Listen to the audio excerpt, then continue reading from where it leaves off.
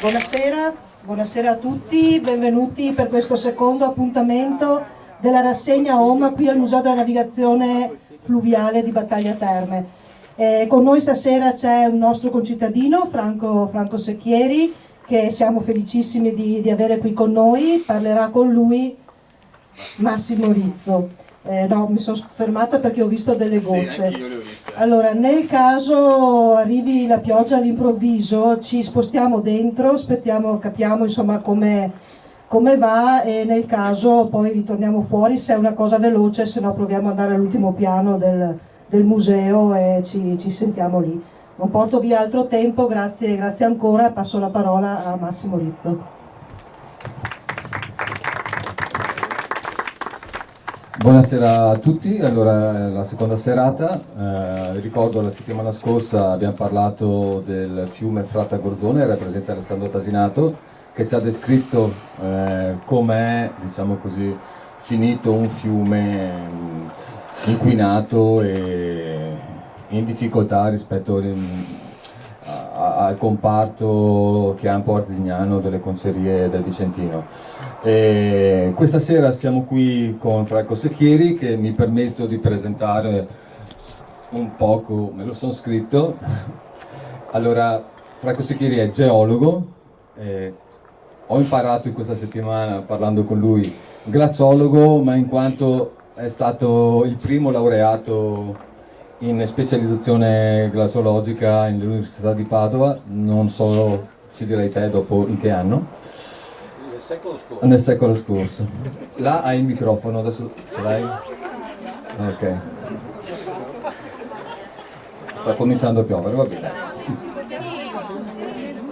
Ok, ci proviamo? Cosa dite? Dai, ok. Ha lavorato per il Ministero dell'Ambiente, per la Regione Veneto, per la provincia di Bolzano, per la Regione Piemonte, per la Regione Val d'Aosta. È stato capo spedizione, questo mi ha sorpreso, è stata la prima volta che ci ho parlato, in Himalaya e poi in Islanda e Patagonia. Ha contribuito alla stesura del catasto dei ghiacciai italiani e insomma è qua, abbiamo la fortuna di poterci parlare nello stile e nella... sì, sono d'accordo, che abbiamo voluto improntare questa serie di incontri, cioè con persone che hanno avuto un'esperienza diretta con quello di cui si parla. Franco ha 40 anni di esperienza in misurazione di massa di ghiacciai e stasera parleremo proprio delle condizioni, della situazione dei ghiacciai delle Dolomiti. Ditemi voi quando siete stanchi di bagnarvi, io vado avanti. Allora, partendo dai punti di vista e parlando con Franco, io ho un punto di vista da ambientalista fondamentalmente, quindi ho l'interesse anche che si parli di questo tema per una reazione dell'opinione pubblica e dei suoi rappresentanti politici nell'attuare misure di gestione. Magari questo non è proprio anche la priorità di Franco. Franco è uno scienziato, magari non la pensa neanche come me su certe, diciamo così, posizioni rispetto al riscaldamento globale, però stasera insieme si parla e ci alziamo dal Fratta Gorzone, dal piano campagna, si va ad alzare un po' lo sguardo sulle Dolomiti. E la prima domanda è semplicissima: che cosa vedi da lassù?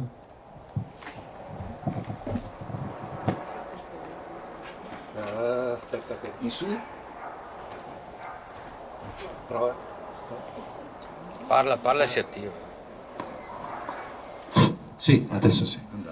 Allora, da lassù si vede il panorama, no?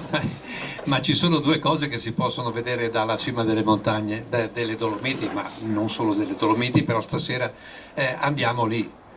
Si può vedere il panorama, ma si può vedere anche, sapendo leggere l'ambiente, cosa è l'evoluzione che c'è stata perché le montagne e il nostro ambiente sono così, perché spesso noi guardiamo, anzi io vi devo ringraziare perché serate di questo genere servono per far conoscere anche alla gente, a molti, che cosa è bello osservare e che cosa è bello capire della montagna, perché è la storia della nostra pianura a parte che forse tu hai detto il mio nome prima, Sì. l'hanno sentito fin sopra, e questo... E hanno deciso, visto che di acqua si parla stasera, Sì. di regalarci un Ecco. po'.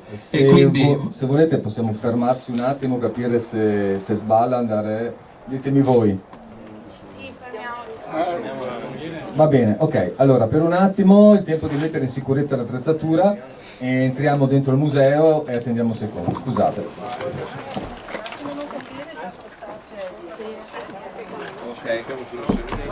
Climatiche sono cambiate. C'è stato un periodo freddo, un po' dal 1960 al 1980, e qua entro in gioco io, nel senso che ho appena laureato, ma anche prima nel corso di laurea, ho avuto la fortuna di essere un osservatore per il Comitato Glaciologico Italiano, e fino al 1980 osservavo i ghiacciai che avanzavano, quindi una piccola avanzata glaciale che si può riconoscere dalle morene frontali. Poi dal 1985 è cambiato tutto, e dicevamo 30 anni, ora sono grosso modo passati 30 anni, quindi possiamo dire non solo per le condizioni di adesso, ma perché la natura non cambia dall'oggi al domani. Se adesso piove e nevica, non è che l'anno prossimo saremo a posto, perché ovviamente il ciclo dell'acqua è una cosa molto complessa. Quindi adesso stiamo andando verso una situazione, non è che io sia un catastrofista o meno, assolutamente, però ne porto una ragione. Io, tra l'altro, anche nel mio libro non parlo dal punto di vista tecnico delle cose, ma mi limito ad osservare. Io nella mia carriera ho lavorato soprattutto a bilanci di massa, delle cose lì, osservando. Quindi ho portato la testimonianza di come è cambiato il paesaggio dell'alta montagna negli ultimi decenni, ma dal punto di vista soprattutto estetico. E dopo, sul discorso di che cosa è importante sul paesaggio e non solo, magari ne parliamo. Ma tornando al libro, visto che grazie a tutti quelli che hanno messo a posto il proiettore, lo schermo, il computer, torno al libro, lettura molto molto bella, e faccio una piccola deviazione. La prima domanda che ti voglio fare è questa: ti piaceva la chimica? Sei riuscito a farlo quel razzo poi? E la seconda, ma se ti piaceva così la chimica, costruire razzi, devi fare l'astronauta, è colpa di Maria se hai fatto il glaciologo? Ecco, e qua entra in gioco battaglia, perché effettivamente io al liceo ero il pupillo del professore di chimica, quindi ero nato, il mio destino era la chimica, mi sono iscritto a chimica e ho fatto il biennio di chimica, e tra l'altro facevo i razzi con la gioia dei vicini di casa. Però cosa succedeva? Che io per andare all'Università di Padova prendevo il treno, allora era la vaporiera che faceva Rovigo-Padova, e a Battaglia Terme si chiamava, e saliva una ragazza, e sali oggi, sali domani e via dicendo. Poi cominciava a piacermi di più la ragazza bionda che gli atomi e le molecole. Allora, che cosa ho fatto? E la accompagnavo alle lezioni. Lei faceva geologia e quindi la accompagnavo anche alle lezioni dove c'era un professore che aveva portato dal nord Europa una tecnica per misurare le variazioni dei ghiacciai.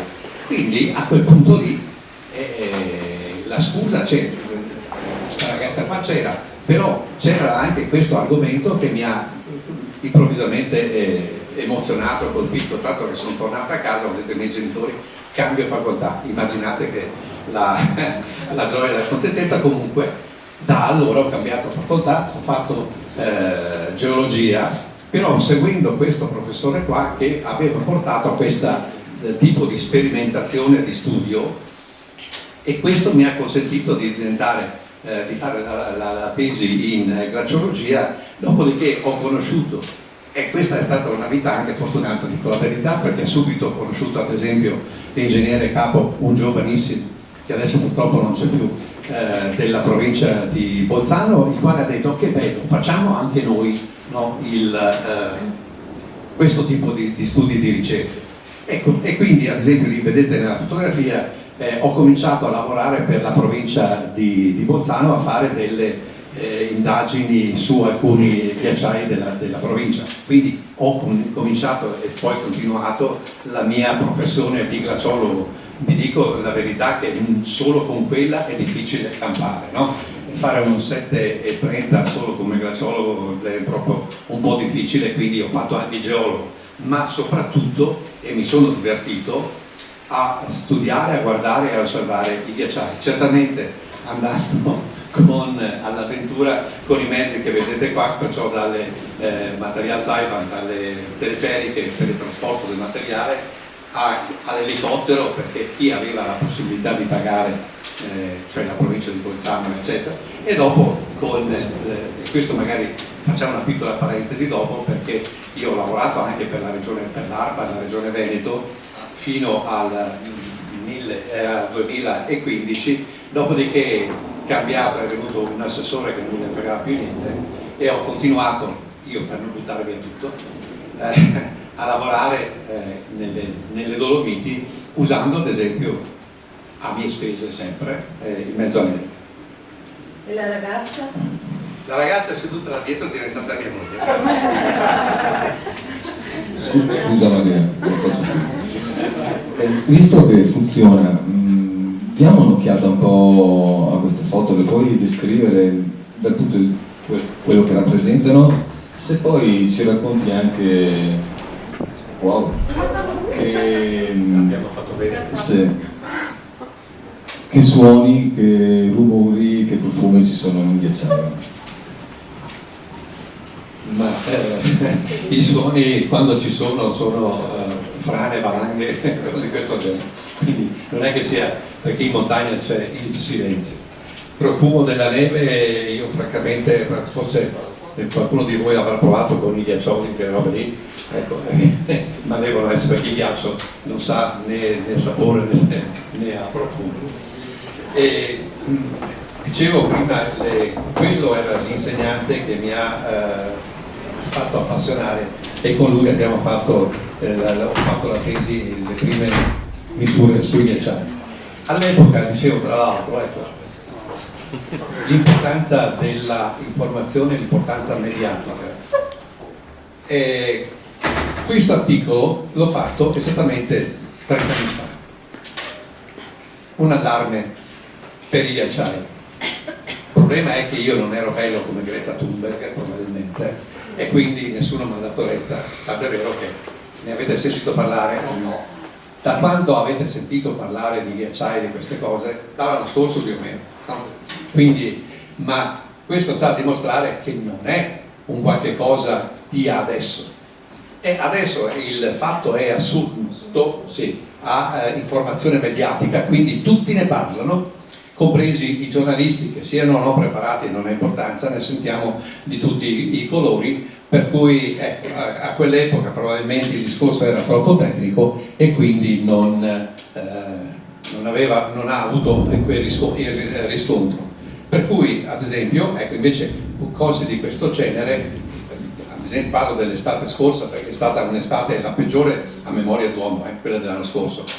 Non sappiamo come sarà questa, la prossima, però ci sono già delle condizioni in montagna, un po' di neve c'è, quindi l'anno scorso invece non c'era neanche questa, per cui la siccità era molto, molto peggio. Non sappiamo delle temperature. Comunque questi sono gli allarmi mediatici che suscitano nelle persone una preoccupazione, perché chi è che non si preoccupa di che come sarà e che cosa sarà nel futuro? Però purtroppo questi, allora con i giornalisti, se voi parlate e dite che va tutto bene, non vi, un termine che sia corretto, che mi era venuto una parola ma non andava bene, non vi considerano. Se invece fate il catastrofismo, allora sì, allora va bene. Queste sono delle immagini del Delta e del Po nell'estate scorsa, anzi nella primavera e anche nell'estate scorsa, quindi considerate cosa poteva essere la nostra situazione. Quest'anno per fortuna dal punto di vista idrologico non siamo messi in queste condizioni, però io guardo sempre in montagna e nella montagna sta cambiando qualcosa. Su questo tema che hai appena accennato, sulla percezione, è quello che si cercava di far capire anche la volta scorsa e che soprattutto si approfondirà con la prossima serata, venerdì prossimo, con Fabio Deotto. Il concetto è questo, si parla di, e mi sono segnato 2 appunti, no? Nella psicologia individuale e collettiva il trauma del riscaldamento globale sta avendo un effetto sì di urgenza, ma anche di rimozione e anche di negazione, come dicevi tu prima, un po' perché non c'è fiducia nella comunicazione e perché le incertezze magari vengono anche un po' gestite da chi interessa gestirle. Però sappiamo che la nostra percezione del pericolo è legato alla prossimità, cioè se è vicino e se è ora lo percepiamo come pericolo. Anche stasera parlare di ghiacciai potrebbe sembrare, io mi ricordo l'immagine degli orsi sulla banchisa abbandonati e il concetto dello scioglimento dei ghiacciai anche in Artide, in Antartide è ormai acclarato da un sacco di tempo, però sì, ci toccava l'immagine, ma a noi non ci ha fatto scaturire una reazione, al di là dell'ingenuità che possa avere sulla gestione politica di un problema del genere.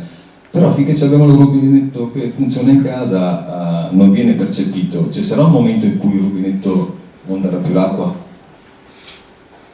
Ma eravamo vicini a dire il vero questa primavera, il mese scorso ci siamo andati vicini, tant'è vero che ad esempio a Rovigo pensavano di razionalizzare l'acqua che prendevano dal fiume Adige, quindi, ma in qualche posto l'hanno già fatto, mi pare di aver sentito da qualche parte, quindi l'acqua, e questo è già un segnale che credo che in un ambiente come la pianura padana, che è sempre stata ricca di acqua, pensare ad andare incontro a una situazione di emergenza, questo è il pericolo, secondo me, che a cui ci stiamo avvicinando, e questo grazie anche ovviamente al fatto mediatico, per cui gli allarmi che partiranno, no, adesso non partono perché anche i giornalisti vedono che insomma piove, nevica in montagna, quindi non c'è quella situazione.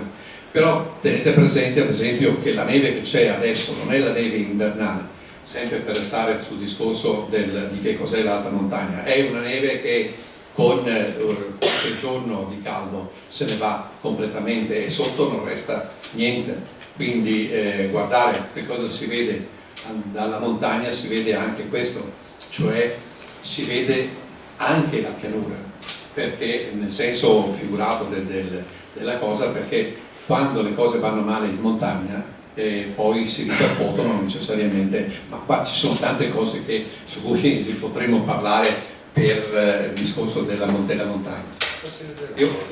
Sì, volevo mostrarvi semplicemente, parliamo di ghiacciai, ma che cos'è un ghiacciaio? Come si forma?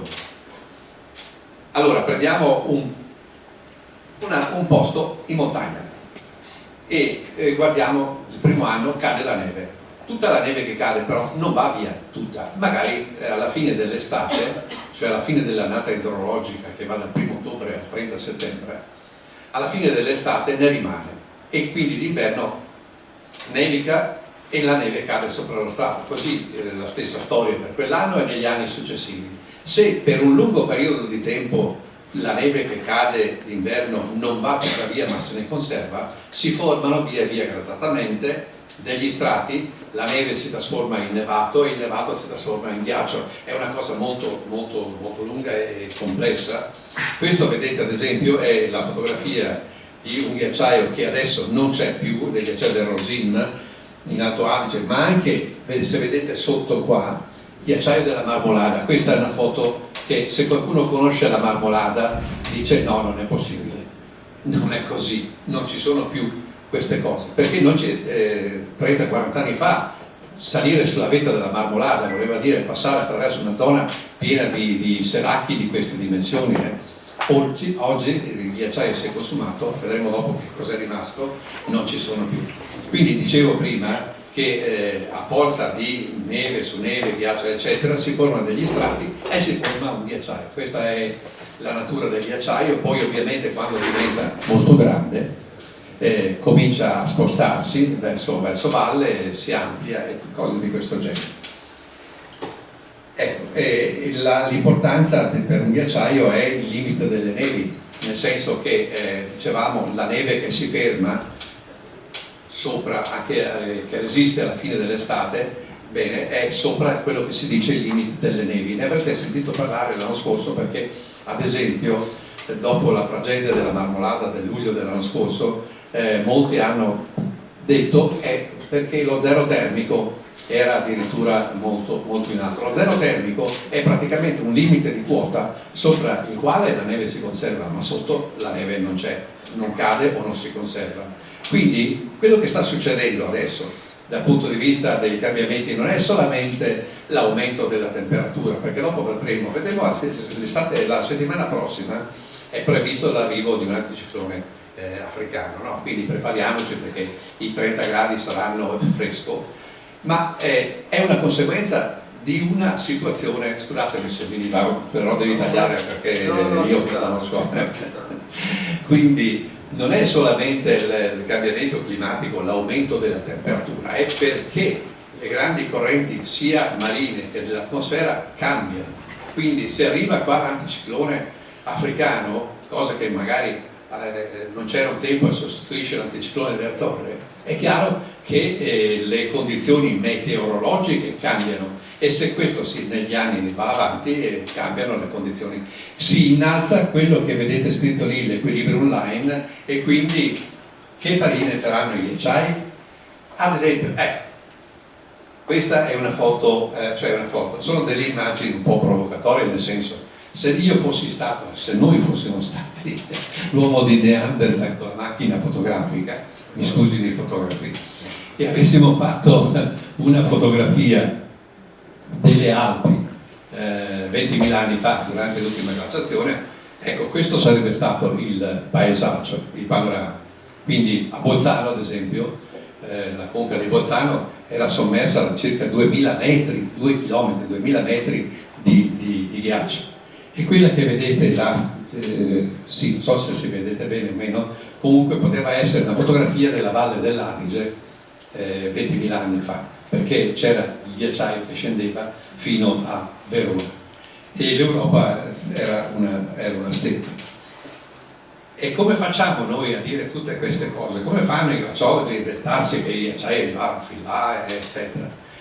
Quello che dicevo che mi piace molto fare in questi incontri con voi è per mostrarvi che cosa è bello osservare andando in montagna, non solamente 20 km al bar o la quota eccetera, ma il panorama intorno. Guardate che noi siamo in un paese meraviglioso, non solo perché c'è la Vega di Verona, ci sono momenti eccetera, ma perché abbiamo, a parte i colli, che però con i ghiacciai c'entra un poco, un panorama, un paesaggio, delle forme bellissime, molto belle, che sapendole leggere e interpretare ci parlano del passato, come ad esempio andando verso Trento, verso Rivoli, se noi ci fermiamo e ci guardiamo intorno, vediamo quelle colline circolari che non sono così perché è una stranezza della natura, sono le morene frontali del vecchio ghiacciaio che arrivava fin lì. Quindi ecco perché è importante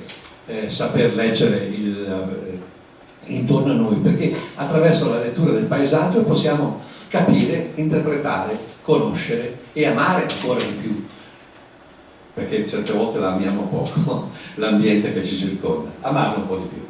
Faccio una provocazione. La bellezza, il turismo, fa parte di quello che viviamo ogni giorno e che ci nutre. In un libro Franco Brerini che parla dell'invenzione della natura selvaggia, parla dei primi turisti che sono venuti qui in Italia, erano gli inglesi, erano i nobili, e fondamentalmente venivano in Italia, al di là del Grand Tour, per vedere il Vesuvio, per vedere l'Etna, per vedere i grandi spettacoli naturalistici che c'erano in Italia. Il più gettonato era il Mar di Ghiaccio sul Monte Bianco, adesso non c'è più. Quindi anche avere questa visione che io sento mia di bellezza e di sublime, perché questo cercavano, Adesso se devi andare a trovare il fronte del mare di ghiaccio del Monte Bianco, devi fare 40 minuti a piedi del treno. Una volta ci arrivavi col treno.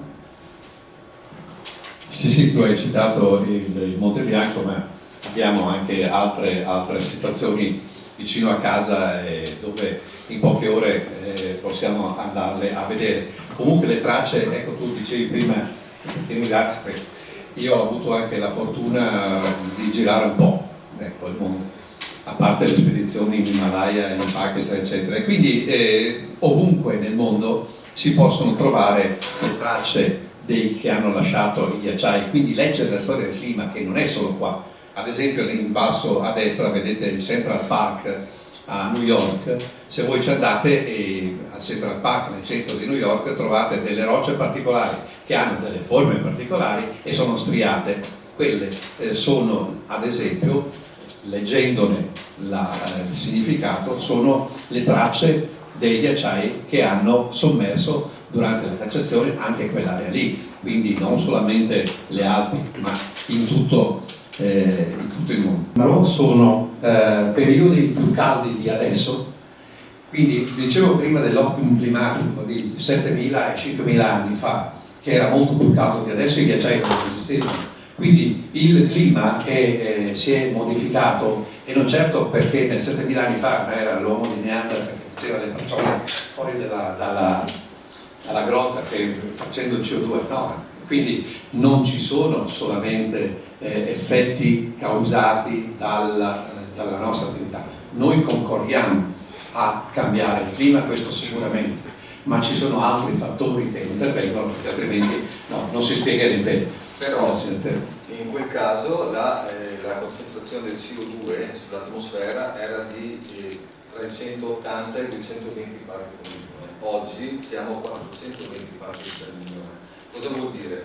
Vuol dire che i cambiamenti, come diceva Franco, ci sono sempre stati, ma è indubbio che è la velocità con cui si sta alzando la concentrazione del CO2, quindi un gas serra, e quindi il riscaldamento, e quindi moti obiettivi diversi, il cambiamento del clima, che è repentina, perché il cambiamento che c'è stato negli ultimi 150 anni non è mai stato, diciamo così, misurato. E arrivo all'altra domanda che ti volevo fare, che pensando alla Maurizia, al di là di quello che vale, e che vorrei poi tornare sulla gestione delle acque alla fine del discorso, però quando perdiamo un ghiacciaio non è solo soldi, come dicevi prima, no? È come avere un conto in banca, perdiamo anche la storia, perché cosa c'è dentro un ghiacciaio?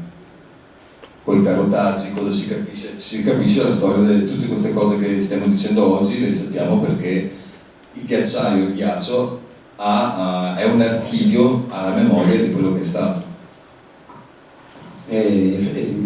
Infatti la storia del clima lo si legge anche andando a perforare i ghiacciai, anche qua nelle Dolomiti, no, perché è poca roba, ma sul Monte Rosa, nella Mer del Glace, eccetera, dove i ghiacciai, le parti più bassi, gli strati più bassi, arrivano anche a 200 anni, no? Quindi si può ricostruire anche la storia, più che altro a parte il clima, di com'era composta l'atmosfera, perché quando cade la neve porta con sé tutta quella che è l'atmosfera in quel momento, quindi le polveri sottili e tutta la sua composizione. Perciò i ghiacciai sono anche importanti perché costituiscono un archivio, una biblioteca storica, che però adesso sta andando in fumo, ancora la metafora. Dicevo, per quanto riguarda attualmente, qual è il problema? È la velocità, come dicevi tu, perché ci sono 3 curve che stanno crescendo in una maniera incomparabile con quello che è stato il passato, e sono la CO2, la temperatura e il numero delle persone su questa terra. Siamo in 4 miliardi e in 8 miliardi e mezzo.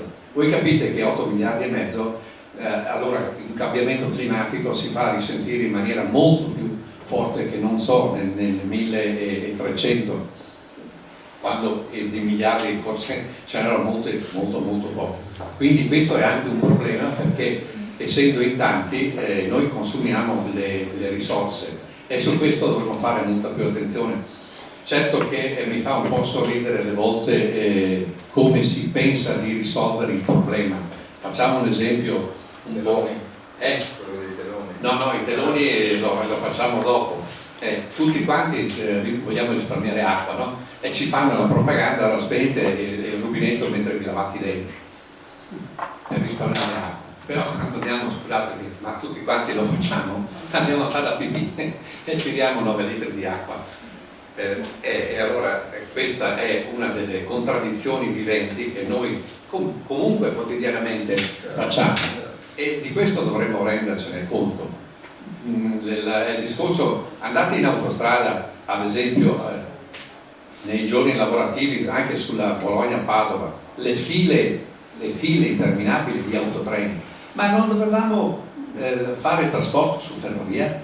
Ecco, andate a vedere, i treni sono vuoti e le autostrade sono una colonna infinita di camion, quindi allora noi ragioniamo bene.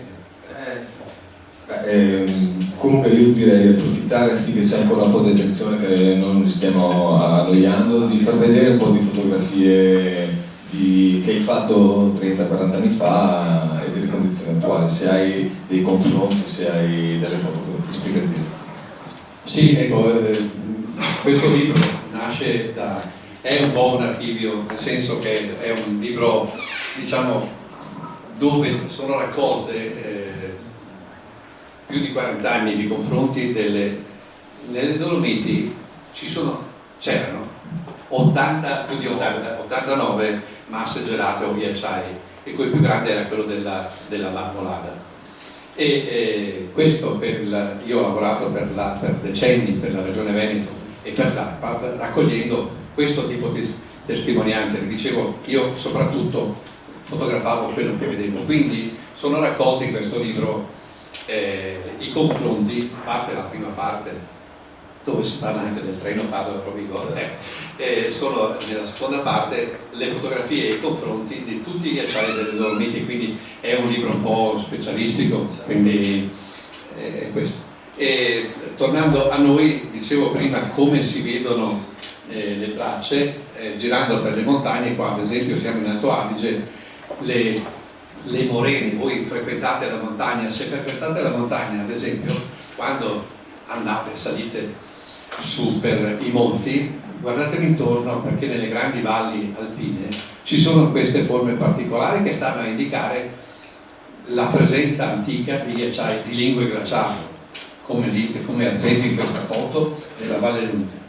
Però tornando a noi, sicuramente dal mio punto di vista le Dolomiti le amo particolarmente, perché a parte che sono il nostro territorio, sono le nostre montagne, ma dal punto di vista anche scientifico sono un ambiente omogeneo e particolare che va fino ai 3340 metri della cima della Marmolada, dove grazie alle testimonianze non solo di ghiacciai, anche altre, ma soprattutto dei ghiacciai, si può leggere la storia del clima.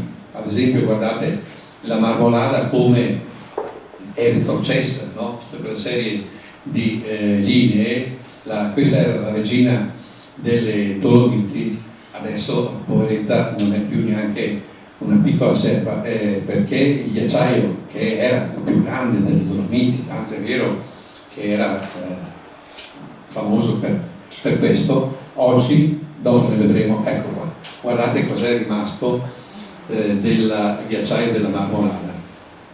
Vedete nell'immagine sotto, praticamente intanto il ghiacciaio non esiste più. Pensate che addirittura qualcuno ha letto, allora il ghiacciaio della Marmolada, una volta ce n'era uno, adesso ce ne sono 4. Madonna, allora il ghiacciaio aumenta il ghiacciaio.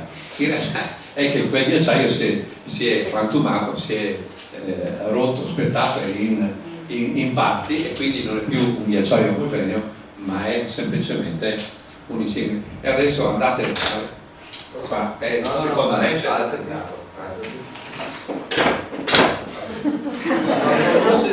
Ho visto un movimento non Vabbè che adesso la pioggia si vede stasera. Io non sono mica a casa, no, stasera. Dicevo, posso sedermi qua dove sei? ok. Va bene, ritorniamo alla nostra marmolada.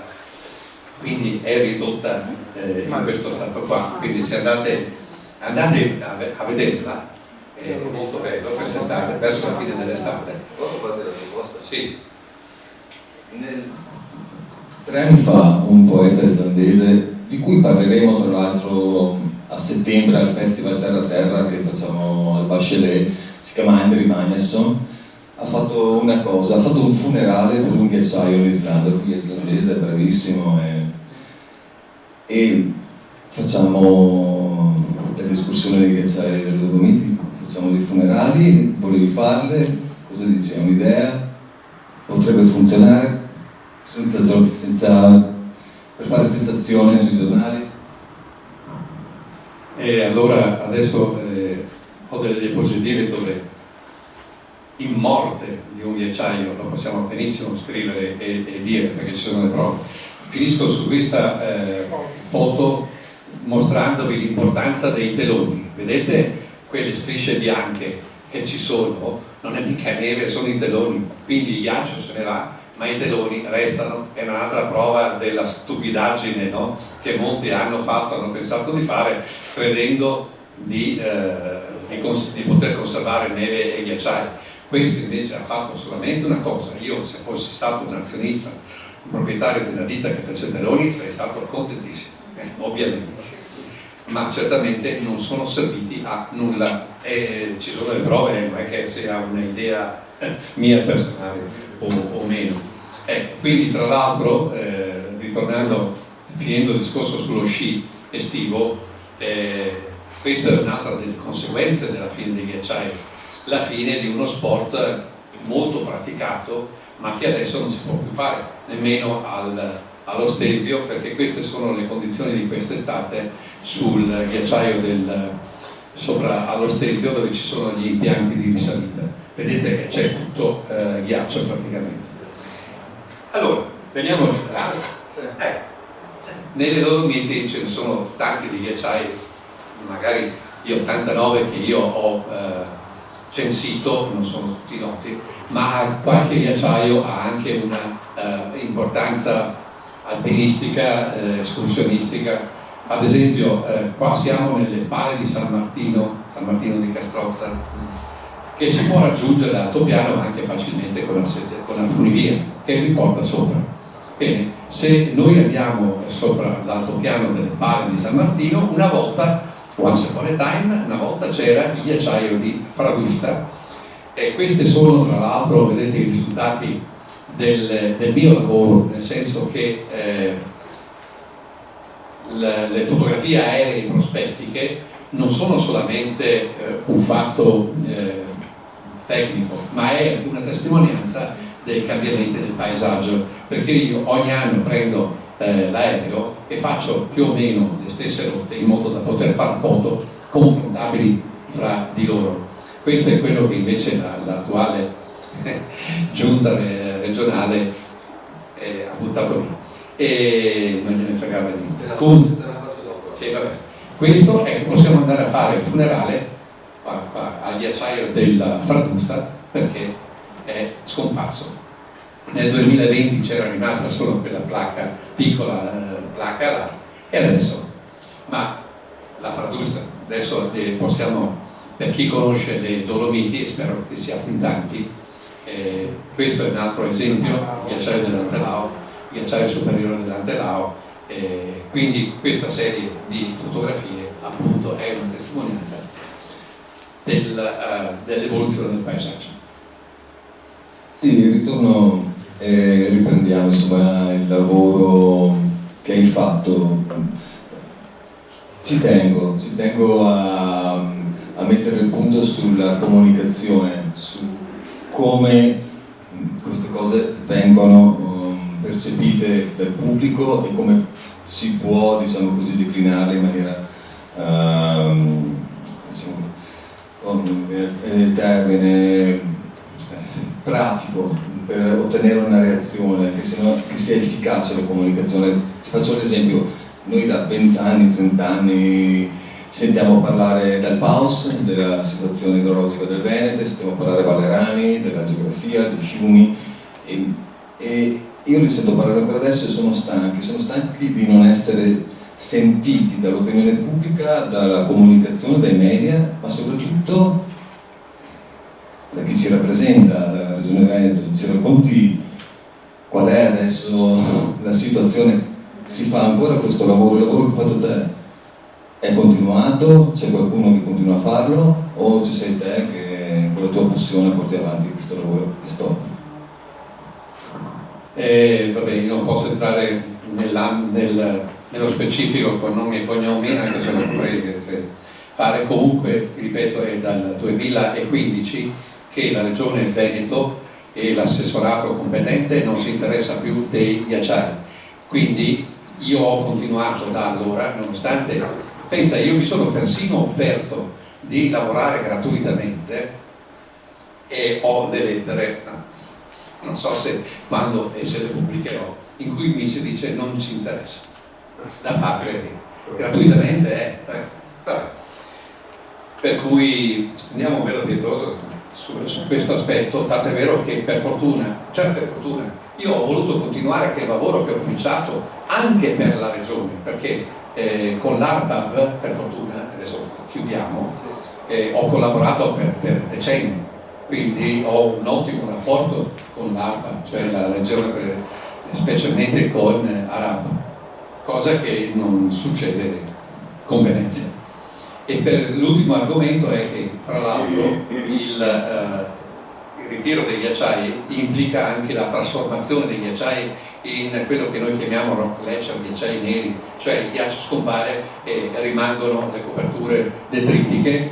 E una cosa molto importante, purtroppo, è che noi dobbiamo prendere in considerazione assolutamente, questo è un altro tipo di rock glacier sopra il passo Gardena, sono le frane, perché lo scioglimento del permafrost, cioè del ghiaccio interstiziale in mezzo alle fratture delle rocce eccetera, sciogliendosi e riformandosi eccetera, provoca un aumento sensibile delle frane. Quindi in montagna il problema delle frane sta aumentando in maniera molto grande, e quindi bisogna fare attenzione. Questa, tra l'altro, una fortuna, ero sull'aereo quando mi ha comunicato che sta venendo giù una frana in Val Fiscalina, grazie, e quindi sono arrivato, era a 2 minuti di distanza dalla cima 1 delle Code Fiscaline, sono arrivato lì ancora in tempo per poter vedere i resti della frana che scendevano, e guardate in fondovalle tutto bianco dalla polvere della frana. Comunque frane di tutti i tipi, non solamente per chi scala le montagne ma anche per chi percorre le strade. Nella foto a sinistra, ad esempio, guardate tutta quella serie di frane sulla valle del Boite, sulla strada che va verso Cortina, e l'altra grande frana della Croda Rossa. Ecco, quindi questo tanto per chiudere il discorso sull'importanza di seguire l'andamento del clima e della montagna. Sì, ma io continuo, insisto, il tema di questi incontri è l'acqua. È sotto gli occhi di tutti quello che è successo in Emilia Romagna, e nonostante, diciamo così, le persone competenti, si continua ad avere l'idea di liberarsi di un problema, come se il defluire dell'acqua al mare fosse la via più semplice per liberarsi del pericolo delle alluvioni. Allora, ho preso l'ultimo documento del Comitato Brenta, che per me è pari, sì lo so, sono un ambientalista, per cui ti porto dei concetti di permacultura addirittura questa sera, però fondamentalmente, riassumendo, cosa dicono? La permacultura dice rallenta, distribuisci, infiltra. Me le sono sognate qua, il Comitato Utenti del Bacino di Brenta ha dato queste linee guida: mettere l'acqua in falda è la prima cosa, e ridurre il deflusso ecologico e quindi rallentare.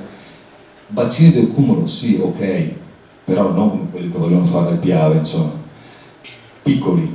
Perdite d'acquedotti, mancanza di coordinamento, censimento pozzi. Io ti ho sentito dire, non so se era un telegiornale, che comunque anche tu avevi delle idee per quanto riguarda la gestione dell'acqua. La proposta, ti do degli spunti, sono temi, sì, è vero, che dice un po' come degli slogan, però l'acqua si pianta, il concetto di consumo del suolo è fondamentale in questa regione come in Emilia Romagna e come in tutte quelle che hanno subito questo tipo di calamità naturali, nel senso che, lo sapete, un ettaro di terra che ha anche solo l'1% di humus e che sa assorbire quantità enormi di acqua. Quindi c'è la proposta di far infiltrare l'acqua nelle falde. Tu avevi un'idea invece, intanto una tua risposta a questo stimolo, e poi avevi un'idea anche per il recupero dell'acqua piovana. Fare infiltrare l'acqua nelle falde è ovvio, tenendo presente però che le falde poi scorrono, cioè la falda non è qualcosa di stabile, immobile, vanno verso il mare anche le falde, no? Però un problema della siccità è anche l'abbassamento della falda, quindi chi ha i boschi, eccetera, quindi servono per questi bacini non solo di laminazione, quindi per assorbire l'impatto di una piena improvvisa, ma anche per far stazionare l'acqua in modo che penetri nel sottosuolo e vada ad alimentare le falde. Quindi, ma ci sono tanti sistemi. In Emilia Romagna purtroppo, purtroppo abbiamo avuto la dimostrazione di cosa succede a non fare le cose. Non è che facendo le piogge violente e improvvise non ci siano più, ovviamente, ma dobbiamo prepararci, perché il cambiamento climatico vuol dire anche adattarci alle nuove condizioni che verranno, perché nessuno può dire che non pioverà così tanto. Potrebbe piovere anche da noi così, vedo ancora di lampi ad esempio intorno. Vabbè. E quindi cosa facciamo? Noi per fortuna dal punto di vista anche ambientale, fisico, nel Veneto abbiamo delle situazioni meno preoccupanti, però ad esempio scaviamo i canali, rinforziamo gli argini eccetera, perché in Emilia Romagna cosa è successo? Che i fiumi, i canali non avevano più la possibilità di portare, quindi avere quelle portate, gli argini erano fragili, perché si rompe un argine? Scusa, se io progetto un argine, come lo devo fare? Lo devo fare in maniera che resista nelle condizioni peggiori che io posso immaginare. Ma proprio in questo senso qua non conviene ripensare al deflusso idrico rallentandolo anziché cercando di farlo fluire più velocemente verso il mare?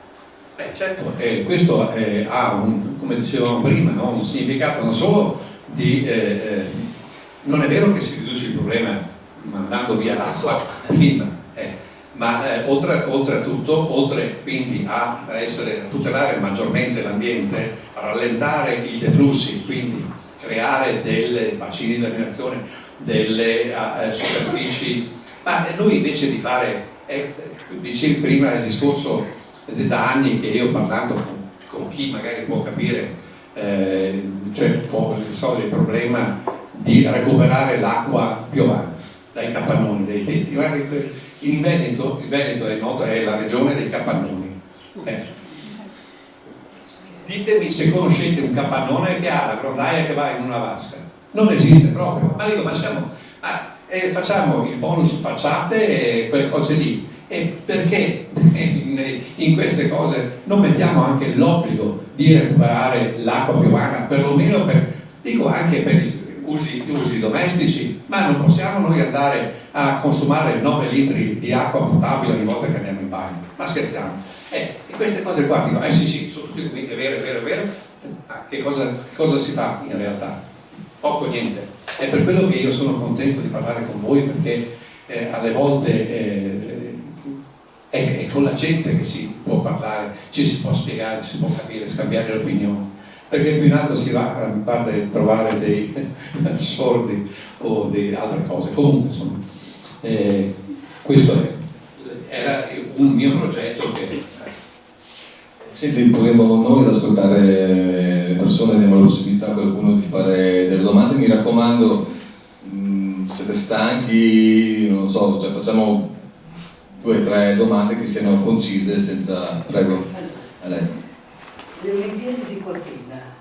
Olimpiadi di Cortina che sono programmate. Poi, se è vero che privando la montagna di ghiaccio c'è la possibilità di avere delle epidemie con quello che ha annunciato, sono cose che ho sentito, no? Epidemie di cose di insetti che vivevano addosso alla roccia.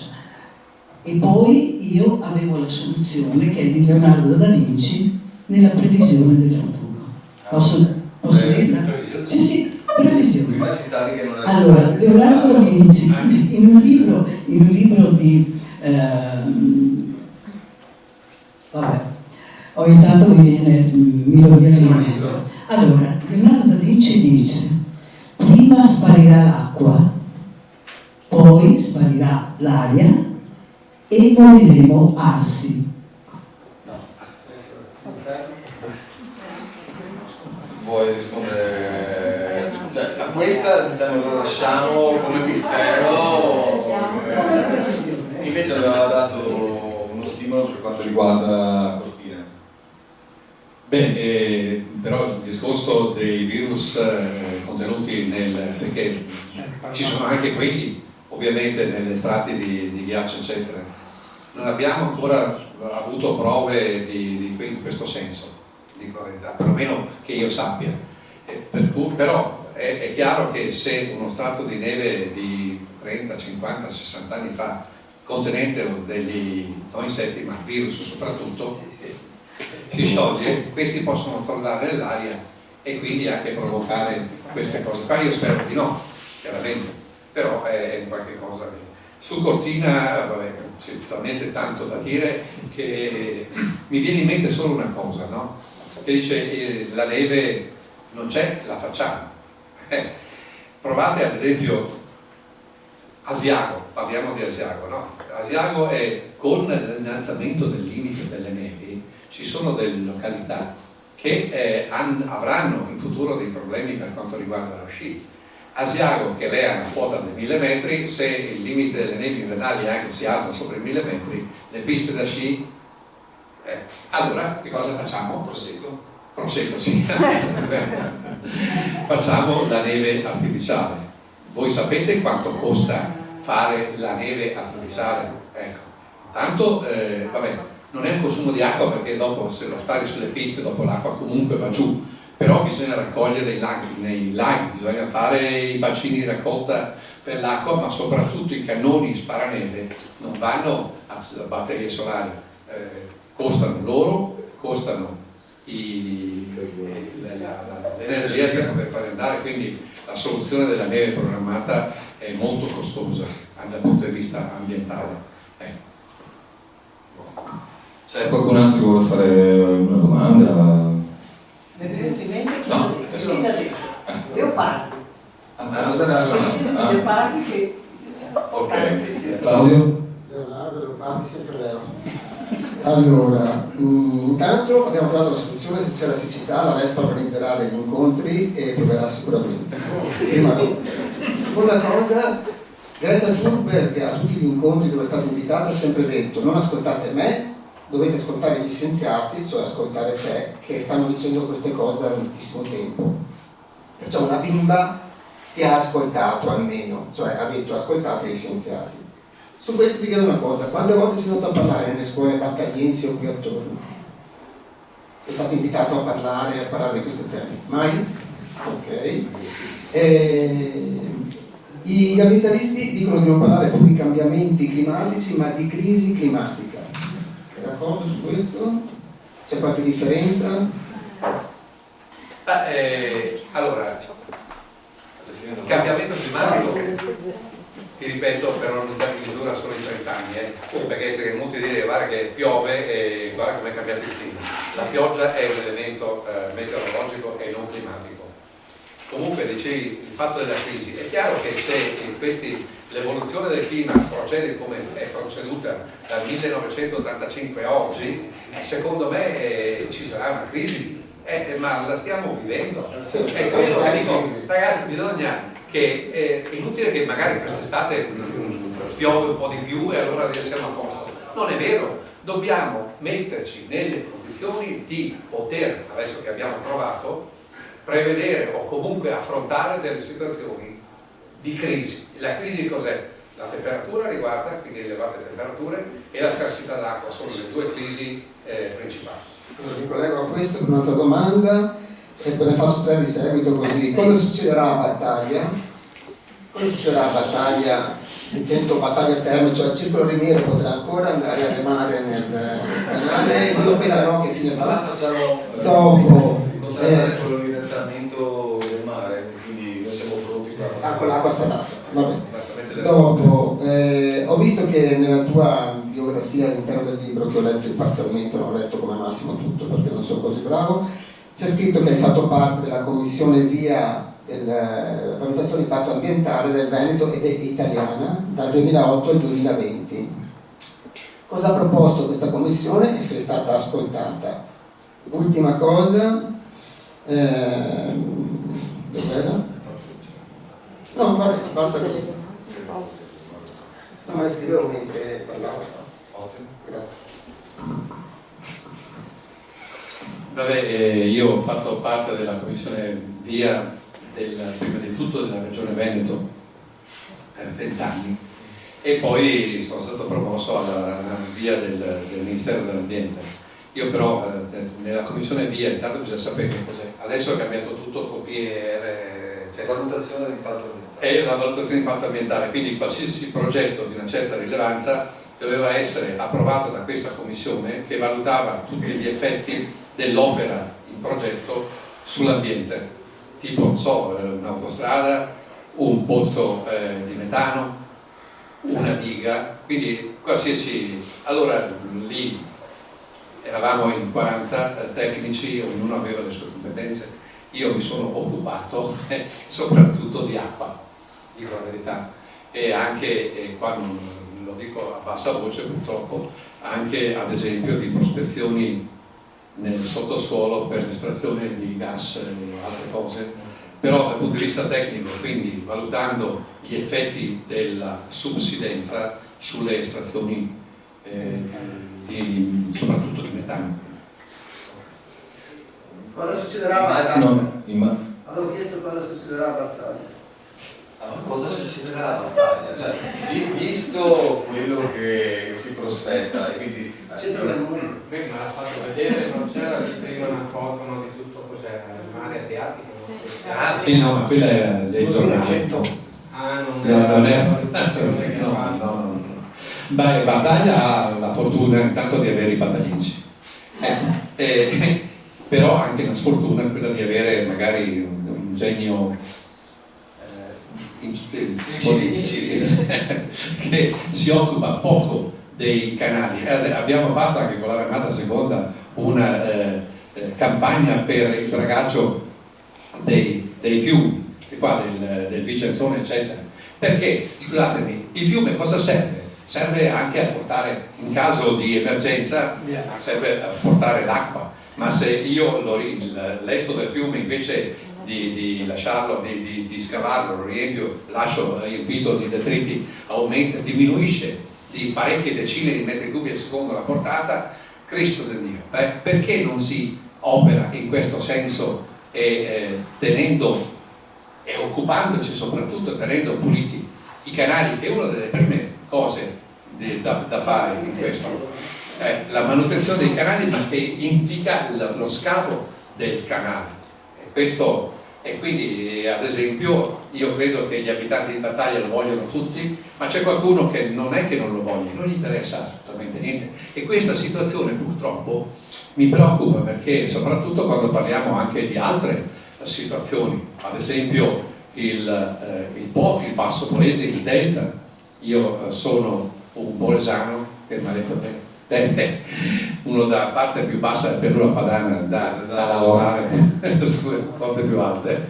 Comunque, ad esempio, il Delta è un paesaggio, è un territorio fragile che ha bisogno di manutenzione. Vabbè che se si allaga il Delta, chi se ne frega, vanno sotto acqua 4 case, ma non è mica così, perché va sotto acqua le campagne, va sotto acqua tante cose. Quindi avere la necessità, bisogna avere la necessità di prevenire con progetti realizzabili e che siano che abbiano senso. Sì. Una domanda, Oh, un'osservazione. No. Senza. Sì. Certo. Allora, io noto, abitando in campagna, che i fossi, l'erba dei fossi viene tagliata da delle aziende, delle concessioni regolate dai comuni, e quest'erba viene triturata e rilasciata polverizzata nel fosso. Alla fine quest'erba non rimane e il fosso si chiude. Perciò anche l'acqua che cade normalmente, dove dopo vanno sotto acqua i paesetti, le vie, questa cosa si potrebbe prevenire e tornare a quello che era una volta. Il fosso andava pulito, l'erba veniva rimossa e il fosso restava pulito. I tombini erano, diciamo, i tubi, i fossi tombinati erano puliti. Io vedo vicino a casa che il tombino è coperto a metà, cioè è chiuso fino a metà, e perciò perché l'erba che viene tagliata, triturata, viene spostata lì e fatta capo. Perché il comune a queste cose non ci pensa, e viene tagliata l'erba e viene lasciata là, e il fosso puntomino chiuso. Cioè, a parte che qua abbiamo degli amministratori comunali che potrebbero rispondere, però sicuramente direbbero che non è di loro competenza questo tipo di operazione sugli argini. No, anche sui fossi delle strade, diciamo, comunali, sono cose così, perché il lato del fosso lo taglia il comune, l'altro lato lo taglia, diciamo, il se qualcuno che sa rispondere, perché io sto, diciamo così, portando le mie piccole esperienze. Non sono la taglia, perciò è certo. No, penso che la cosa sia al comune. Soldi, per certo che tanto dipende dalla tipologia di commessa che viene e dal bando di gara. Nessuno, io girando anche per i paesi, tutti la tagliano in questo modo, l'erba rimane e viene. Ma è una questione economica, perché quel tipo di taglio costa meno dell'altro che con la raccolta. Poi, sì, però non so rispondere a questa cosa, se qualcuno. Vabbè, no, era solo un'osservazione che facevo, perché poi è andato sotto acqua, Battaglia, Montegrotto, Abano, tutti vanno sotto acqua, perché. Però alzerei un po' lo sguardo, come abbiamo provato a fare questa sera. E è verissimo, importante, è un dato di fatto. Il consumo del suolo in un territorio, soprattutto tipo quello padovano, quello più alto, uno dei più alti d'Italia, contribuisce leggermente di più rispetto allo spazio o meno dell'erba sui canali, sui fossi del nostro territorio. Quindi uno dei motivi per cui, non so se ho intuito io anche la domanda di Claudio quando parlava di valutazione impatto-ambientale, quanto incide, noi abbiamo parlato di acqua, no? Ma l'idea di alzarsi stasera è per vedere che tutto è connesso e che quindi non si può parlare di acqua senza parlare di consumo di suolo, non si può parlare di acqua senza parlare di inquinamento, non si può parlare di acqua senza parlare di gestione. E questa è una cosa che deve essere, diciamo così, portata a un gradino successivo, a uno step, perché le tipologie di risposte che vengono date ancora oggi ai più alti livelli anche regionali non sono in linea con i tempi, semplicemente questo mi permetto di dire. C'è qualcun altro che vuole fare una domanda? Dopo Elena e Anna Chiara. Ok, volevo chiedere qualcosa sulla solidità degli argini dei canali, non dei fiumi. La solidità, al professore se sa rispondere. La solidità degli argini può essere rinforzata dalla vegetazione, o dentro o fuori o sopra, cioè da qualche parte, oppure no, perché vedo che tolgono la vegetazione e mettono le pietre all'interno dei canali, però magari anche all'esterno, non so, la vegetazione potrebbe avere un ruolo di rinforzo.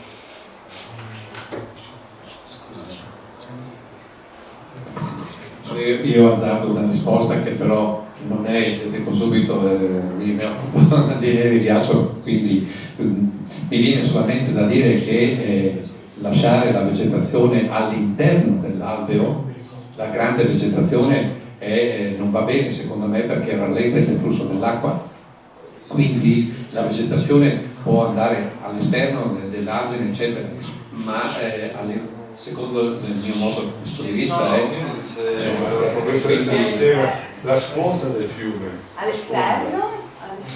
Sulla sponda, all'esterno dell'argine. All'esterno, non all'interno del... Chiedevo in tutti i casi, lei mi ha risposto all'interno.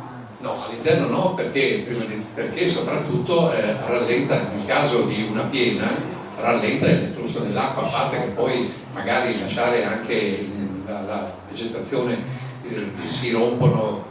Io ho visto certe fotografie del fiume lì, adesso in Emilia, cosa c'erano nei ponti, erano completamente sbarrati dalla vegetazione che è stata portata lì. Quindi, e all'esterno secondo lei?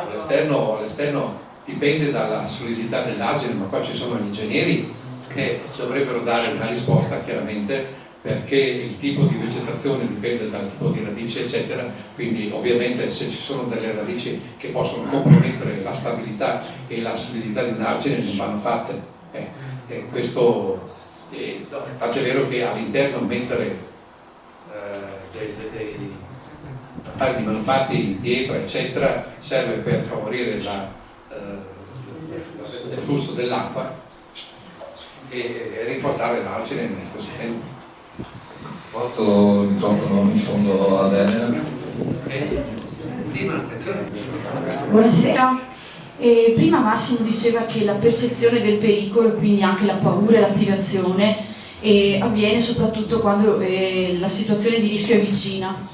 E quindi volevo chiederle, lei che è stato anche a contatto con le popolazioni montane, perché immagino che finché lavorava lì nelle zone colpite, magari anche dalle frane piuttosto che dalla tempesta Vaia, altri tipi di emergenze, slavine, qualsiasi cosa, che tipo di soluzioni hanno trovato, che si stanno creando per risolvere o affrontare insomma emergenze climatiche lì nelle zone più vicine, ecco, da parte della popolazione e dell'amministrazione? La domanda è molto difficile, nel senso che richiederebbe molteplici risposte. Potremmo parlare per ore di questo fatto, perché dipende dal tipo di problema che si crea nell'ambiente. Quindi la popolazione, dirò che i montanari è sempre stato molto montanari, nel senso che hanno sempre accettato in maniera pazienza, e qualcuno ha voluto così eccetera, però il problema adesso si pone perché la montagna non è più abitata solo dai montanari, ma è abitata sempre di più da chi la frequenta dal punto di vista turistico e altre cose, perché ad esempio provi a immaginare lei che cos'è la Val di Fiemme, la Val di Fassa eccetera, attorno al conoscente il Giro dei Quattro Passi, il famoso Scia, no? Dovrebbe conoscerlo, c'è la Roda. Adesso la popolazione in quelle valli non è più quella originale, ma è una popolazione che si dà il turno d'estate, d'inverno eccetera, quindi sono migliaia e migliaia di turisti che arrivano, i quali se ne fregano altamente per quello che a loro interessa. A noi come turisti quando andiamo ci interessa poco il fatto che sia una casa sotto a una frana magari. Io dico la verità, dal mio punto di vista, cose come l'albergo Rigopiano, non so che è diventato famoso perché hanno costruito un albergo sotto un canalone a valanga, è venuta giù la valanga e ha fatto decine di morti. Dico, come si fa a fare cose di questo genere? Questo mi chiedo, ma la risposta non la so, perché chi fa queste cose diciamo non le fa la protezione che dovrebbe dare una risposta. E qua è la politica, e spesso purtroppo, e qua ci diciamo, la politica è deludente certe volte. Denaro. L'ultima domanda sempre riguardo i ghiacciai, visto che dopo... No, dopo. No, volevo chiedere, l'anno scorso quando è successo il problema di sulla Marmolada avevano chiuso, non mi ricordo per quanto, cioè che non si poteva più fare escursioni. Questo problema adesso non se ne parla più. No. Dal punto di vista esatto di quello che è successo, attualmente c'è, come bisogna comportarsi in questo caso? Dopo un po' so che hanno aperto tutto. Cioè, prima vi ho mostrato delle foto delle frane, perché in montagna diventa ogni giorno più pericoloso andare, quindi la prima la prima cosa da fare è essere prudenti, conoscere il posto che si frequenta, conoscere la pericolosità, le frane ovviamente, eccetera. Quindi la montagna deve essere sempre affrontata con grande prudenza, molto di più di quello che uno poteva pensare. Adesso i poi disgraziati, quegli 11 che sono morti sotto quella, qualcuno ha detto che si poteva evitare, un accidente si poteva evitare, perché la via l'ho percorsa anch'io parecchie volte, certamente la Marmolada non era messa in quelle condizioni precarie, però adesso andare in montagna, non solo sulla Marmolada, ma andate a fare le pareti del Pelmo, le frane ormai sono all'ordine del giorno, quindi è estremamente pericoloso. E perciò prudenza e soprattutto, se non è necessario, facciamo meno di fare certe discussioni. Andiamo a fare una parte. Tipo con gruppo escursionisti, ma questa è un'altra storia. Ecco, io vorrei ritornare però adesso all'origine, non dell'acqua, non del ciclo dell'acqua, perché possiamo prenderlo da qualsiasi punto, quindi all'origine del tema di questa sera, proprio al ghiaccio. Ecco, volevo chiedere una cosa così, apparentemente banale. Lei ha un ghiacciaio, visto che ha girato per il mondo, quindi ha avuto molta esperienza, ha un ghiacciaio del cuore? Sì, e l'ho mostrato prima, è quello della Marmolada, nel senso, Marmolada, perché è casa mia dal punto di vista. Certo che in giro per il mondo di ghiacciai ce ne sono molti belli, ma non è che ce ne sia uno più bello dell'altro.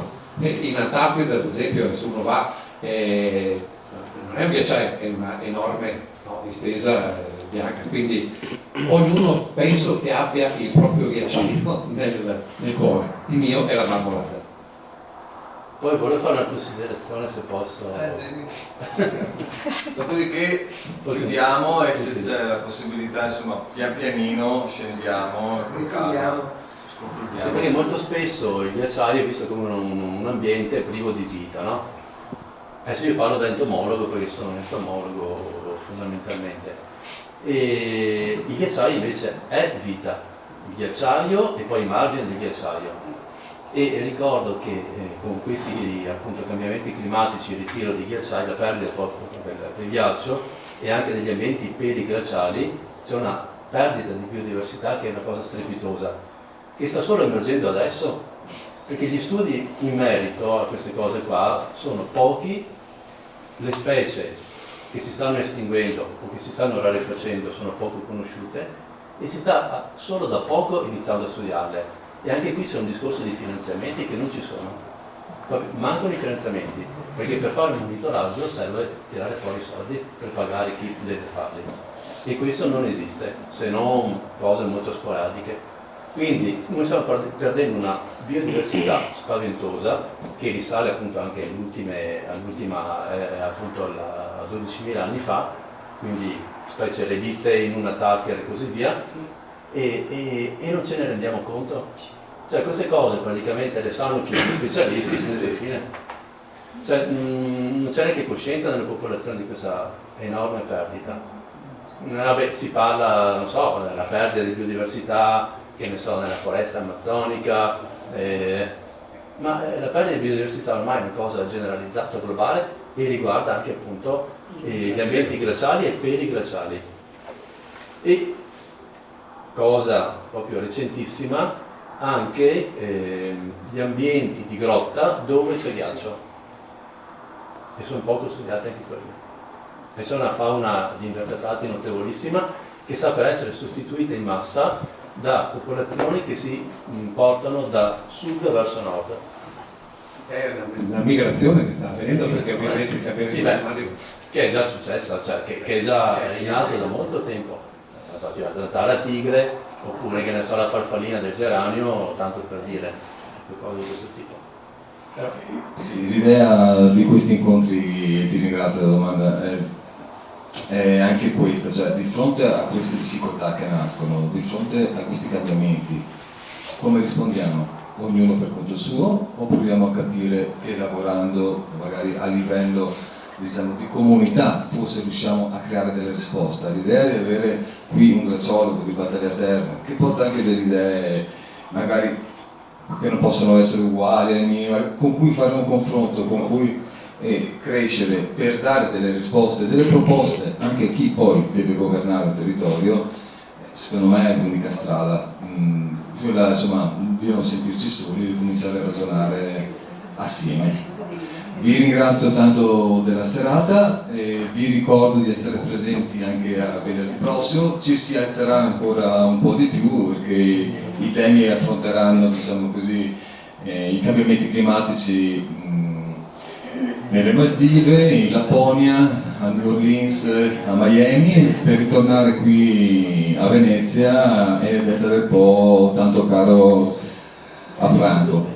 Vi ringrazio e buona serata a tutti. Mi dicono che forse il rinfresco c'è. Allora c'è, grazie Elisa, per chi ha piacere un bicchiere, e i libri di Franco sono in vendita, merita. C'è una seconda parte che è velopotecnica, ma è bellissimo, quindi ve lo consiglio vivamente. Scusami. Ah sì, ringraziamo anche senza donne e la Coppa che ci ha dato lo sponsor per fare il rinfresco. Buona serata a tutti, grazie.